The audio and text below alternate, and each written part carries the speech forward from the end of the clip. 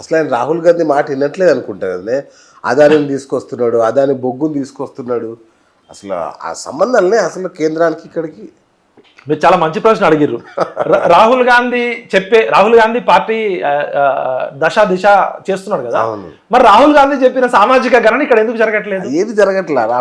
అంటే రాహుల్ గాంధీ కాంగ్రెస్ వేరు, రేవంత్ రెడ్డి కాంగ్రెస్ వేరా?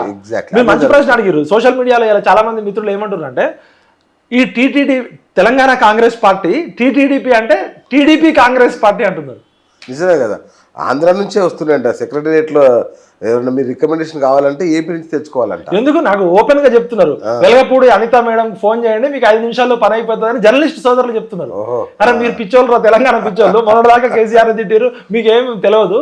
మా ఆంధ్రలో చూడు సెక్రటరియట్లో ఎట్లా బాగా. అంటే తెలంగాణ అస్తిత్వము, తెలంగాణ అస్మిత, ఏ కోస్తా ఆంధ్ర కమ్మలు, ఏ నెల్లూరు రెడ్లకు వ్యతిరేకంగా అయితే తెలంగాణ ఉద్యమం వచ్చిందో ఇవాళ మళ్ళీ వాళ్ళ చేతిలోకి వెళ్ళిందా? అంటే చంద్రబాబు నాయుడిని బెల్ట్ బాంబుతో పెట్టి చంపాలి అవసరమైతే అన్ని తెలంగాణ ఉద్యమకారులు. ఇలా చంద్రబాబు నాయుడు షాడో నడుస్తుందా? రేవంత్ అన్న, నువ్వు వచ్చింది కేసీఆర్ మీద వ్యతిరేకతతోటి. ఇవాళ ఉద్యమకారులు, అమరవీరుల కుటుంబాలు, తెలంగాణ ప్రజలంతా నిన్ను చిన్న వయసులో ముఖ్యమంత్రి చేసింది తెలంగాణ అస్తిత్వము, తెలంగాణ అస్మిత, తెలంగాణ సోయితో పాలించమంటే ఈ ఆంధ్రోళ పెత్తనం ఏందన్న మన తెలంగాణలో? ఇప్పుడు ఆంధ్రలో జెండాలు చూశాను నేను. రేవంత్ రెడ్డి గారు గెలిచినప్పుడు గాంధీ భవన్లో టీడీపీ జెండాలు రెపరెపలాడినాయి. అంటే ఇప్పుడు ఆ రోజు చంద్రబాబు నాయుడికి వ్యతిరేకంగా ఇదే కోస్తా మీడియా ఛానళ్ళకి వ్యతిరేకంగా కొట్లాడితే ఇదే కోస్తా టీవీ ఛానళ్ళు ఇవాళ తెలంగాణలో డిక్టేట్ చేస్తున్నాయి. రేవంత్ రెడ్డి అన్న, మీకు జ్ఞానం లేకపోతే తెలుసుకోండి ఇంటలెక్చువల్స్ తోటి. మీకు ఎందుకు ఇంత పెద్ద పదవి వచ్చింది ఇంత చిన్న వయసులో? మీరు ఎందుకు ఇట్లా తెలంగాణ సోయిని మర్చిపోతున్నారు? ఇప్పుడు మీకు చంద్రబాబుకి వ్యక్తిగతంగా ఏమైనా ఉంటే అది వేరు, కానీ ఇక్కడ తెలంగాణ సోయి లేకుండా గవర్నమెంట్ పాలన నడుస్తుంది కదా. ఈ 6 నెలల కాలంలో అమరవీరుల కుటుంబాలని మాట్లాడిర్రా? శంకరమ్మ శ్రీకాంతాచారి తల్లిని పిలిచి మాట్లాడిర్రా? లేకపోతే తెలంగాణ ఉద్యమకారులు ఇంతమంది ఉన్నారు, పాషం యాదగిరి గారితో మాట్లాడిర్రా? గాదే ఎన్నయ్య గారితో మాట్లాడిర్రా? డాక్టర్ గోపీనాథ్ గారితో మాట్లాడిర్రా? డాక్టర్ పృథ్వీరాజ్ గారితో మాట్లాడిర్రా? తెలంగాణ కావాలని జీవితం అంతా కొట్లాడిన ఆయన కొలిశెట్టి రామదాస్ గారు చచ్చిపోతే మీ ప్రభుత్వం కనీసం ఉద్యమాన్ని స్టార్ట్ చేసింది. ఇలా రాష్ట్రం రావడానికి, తెలంగాణ అనే పదం రాష్ట్రం రావడానికి కారణమైన జీవితం. అట్లా 69 ఉద్యమకారులు దిక్కు లేక, ట్యాబ్లెట్లకి మందు లేక, బెడ్ మీద టీబీ షుగర్ వచ్చి చచ్చిపోవడానికి స్థితిలో ఉన్నారు. సిగ్గుచేటిది. వాళ్ళ ఇంట్లోకి వెళ్తే కళ్ళెమ్మటి నీళ్ళు వస్తాయి. 69లో గుర్తించరు. 2001 నుంచి 2014 వరకు 1200 ఇవాళ తెలంగాణలో అత్యంత దారుణంగా దిక్కులేక దిక్కుతోచని పరిస్థితిలో ఉన్నదంటే అనాథలకు కూడా అనాథ విద్యార్థి వసతి గృహం ఉంది. మన ట్రాన్స్జెండర్కి కూడా ఒక సంఘం ఉంది, ఒకటి ఉంది. ఈవెన్ పాకి పని చేసేటోళ్ళకి కూడా ఒక అసోసియేషన్ ఉంది. ఇవాళ తెలంగాణ ఉద్యమకారుల పరిస్థితి ఎందుకు వచ్చిందిరా ఈ తెలంగాణ అని జీవోత్సవాలాగున్నారు. కొన్ని వందల మంది విద్యార్థులు కావచ్చు, అమరవీరుల కుటుంబాలు అసలు తెలంగాణలో బతుకుతున్నామని సోయి లేకుండా అయిపోయింది. ఈ 6 నెలల పాలన చూస్తుంటే ఇది తెలంగాణ రాష్ట్రము 1200 మంది ప్రాణాలకు తెగించి కొట్లాడిన రాష్ట్రంలాగా అనిపించట్లేదు. ఆ రోజు కేసీఆర్ ఉన్నప్పుడు కేసీఆర్ చేయకపోతే కేసీఆర్ కనబడ్డ ప్రతిసారి మాకు అన్యాయం జరిగిందని కొట్లాడినాం. ఈ రోజు అసలు తెలంగాణ అనేది వీళ్ళ ఎజెండాలో లేదు. వీళ్ళ మంత్రులందరూ కాంట్రాక్టర్లు, డబ్బుల సంచులు ఇచ్చిన వాళ్ళు తప్ప తెలంగాణ ఉద్యమకారులైన మధు యాష్కి ఎందుకు ఎంపీ టికెట్ ఇవ్వలే? ఆ రోజు అరవీర భయంకరంగా కొట్లాడారు కదా. అంజన్ కుమార్ యాదవ్ ఏమైపోయాడు? లేకపోతే బీసీలు చాలా మంది కొట్లాడారు కదా. మరి ఇప్పుడు ఎల్బీనగర్లో కాంగ్రెస్ వాళ్ళు ఓడించారు. మరి ఇంత దారుణం చూడండి. మధు యాష్కి ఆ రోజు తెలంగాణ కొట్లాడి రాజశేఖర రెడ్డితో కొట్లాడిన వాళ్ళు ఇలా ఎందుకు ఎంపీ పదవిలో లేడు, ఒక మినిస్టర్ పదవిలో లేడు, ఒక ఎమ్మెల్సీ పదవిలో లేడు? అంటే మీకు తెలంగాణ ఉద్యమకారులు అవసరం లేదు. ఒక పొన్నం ప్రభాకర్ అన్నకి ఇచ్చారు, ఓకే, హ్యాట్స్ ఆఫ్. ఆయన బలరాం నాయక్ ఇచ్చారు, ఓకే. అసలు తెలంగాణ సమాజం అంటే కొంతమంది పిడికెడు మంది కాదు కదా. మీరు సమాజంతో డైలాగు, డిస్కషన్, డిబేట్ ఎందుకు పెట్టట్లే? కేసీఆర్ అంటే ఆయన వినట్లేదు, అహంకారం అన్నారు. మరి మీరు ఈ సెక్రటరియట్కి వచ్చిన వాళ్ళు ముఖ్యమంత్రులు సినిమా యాక్టర్లను కలిసిరు, ఫారెన్ టూర్లు పోయి వచ్చారు, ఎంతో మందిని కలిసిరు, hats off. Kaleshwaram project KCR 30,000 కోట్లతో 1,30,000 కోట్లు చేసిరని మనం అందరం తిట్టినాం. అది కాళేశ్వరం కాదు, తెలంగాణ ప్రజల శనీశ్వరం అని. మరి అలా ఖాళీ కుండలు ఉన్నాయన్నావు నువ్వు, కవచ కుండలు అదేమంటారు, లంక బిందెలు ఉన్నాయనుకొని వస్తే ఖాళీ బిందెలు ఉన్నాయన్నావు. మరి రిఫరెండం అంటున్నాడు మళ్ళీ. అయితే 50,000 కోట్లతో మూసీ నదిని అందంగా తయారు చేస్తారట. ఇప్పుడు నీ దగ్గర జీతాలు ఇవ్వడానికే డబ్బులు లేవు, కేసీఆర్ మొత్తం ఖజానా ఖాళీ చేసిండని చెప్తున్నావు. అంగన్వాడీ గుడ్లకు కూడా డబ్బులు లేని పరిస్థితి ఉండడని చెప్పినావు. ఇవాళ మూసీ నది బ్యూటిఫికేషన్ అనే ప్రాజెక్టు ఏదో లండన్ పోయి థేమ్స్ నది చూసి అట్లా చేస్తామంటే నక్కను చూసి వాత పెట్టుకున్నట్టు ఉంటుంది. లండన్ ఆర్థిక అభివృద్ధి వేరు, లండన్ సిటీ ఎకానమీ వేరు. ఒక నది, మూసీ నది అనేది ఇలా ఎంక్రోచ్మెంట్స్ అయినాయి. అది ఇంజనీరింగ్ పరంగా ఎకనామికల్గా వైబుల్ కాదు. ఇప్పుడు ఆ ప్రాజెక్టు మీద ఉన్న అక్రమాలు తీయాలంటేనే కొన్ని లక్షల కోట్లు అవుతాయి. ఇవాళ తెలంగాణ ప్రయారిటీ తెలంగాణ అమరవీరులు ఉండాలా, ఉద్యమకారులు ఉండాలా, నిరుద్యోగులు ఉండాలా? మూసీ నది బ్యూటిఫికేషన్కి 50,000 కోట్లు ఖర్చు పెడతా అంటున్నావు. ఇది పిచ్చి తుక్కులకు ప్రాజెక్ట్ అవుతుంది. నేను విత్ సైంటిఫిక్గా ప్రూవ్ చేస్తా. ఇంజనీర్స్ ఎక్స్పర్ట్స్ ఉన్నారు. రేవంత్ అన్న నువ్వు ఇంజనీర్ కాదు, నేను ఇంజనీర్ కాదు, నాకు సైంటిఫిక్ ఇంజనీరింగ్ నిపుణులు చెప్పారు. ఆయన కాళేశ్వరం పేరుతో అన్ని తెలిసిన కేసీఆర్ ఆగం చేసిండు, ఏం తెలియని రేవంత్ ఏం చేస్తాడో అని భయపడుతున్నారు. మూసీ నది ప్రాజెక్టు ఎప్పుడు అవసరము?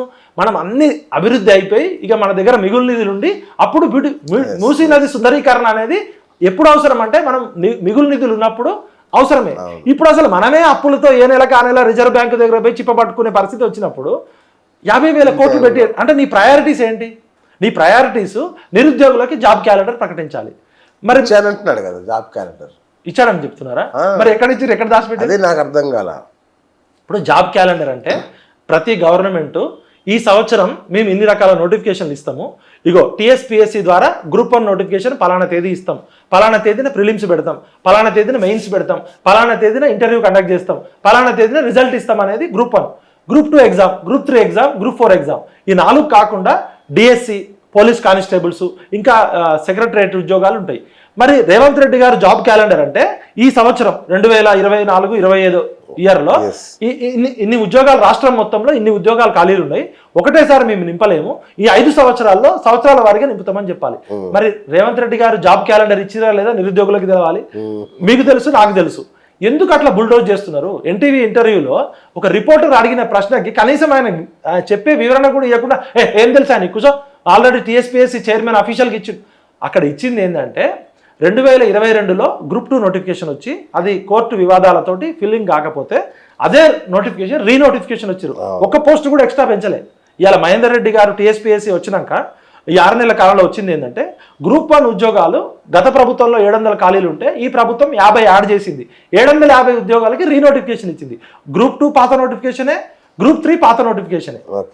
అయితే రేవంత్ రెడ్డి హ్యాట్స్ ఆఫ్ ఏంటంటే పాత ప్రభుత్వం నోటిఫికేషన్ ఇచ్చి ఎగ్జామ్ కండక్ట్ చేసి వాల్యుయేషన్ కండక్ట్ చేసి 30,000 ఉద్యోగాలకి అపాయింట్మెంట్ ఆర్డర్ రెడీగా ఉంటే అది ఎలక్షన్ కోడ్ వచ్చింది. అది రేవంత్ రెడ్డి అన్న ఇమీడియట్ గా ఇచ్చిండు. దానికి హ్యాట్స్ ఆఫ్. మంచి చేస్తే ఎవరినైనా మెచ్చుకుంటాం. కాకపోతే అంటే మీటింగ్లు పెట్టి ఇచ్చాడా కేసీఆర్ ఎప్పుడన్నా? ఇక అది రకరకాల పబ్లిసిటీ ఉంటది. ఇప్పుడు కేసీఆర్ ఇవ్వలేదు, మేము వచ్చిన 3 నెలల్లోనే 30,000 ఉద్యోగాలు ఇచ్చిందంటే నోటిఫికేషన్ ఎప్పుడు ఇచ్చిండు, ఎగ్జామ్ ఇప్పుడు దీనివల్ల ఏమైందంటే ఆ చేసిన మంచి పని కూడా పోతుంది. ఈ 30,000 ఉద్యోగాలకి ఇమీడియట్ గా అపాయింట్మెంట్ ఆర్డర్ ఇచ్చినందుకు ధన్యవాదాలు, పాదాభివందనలు.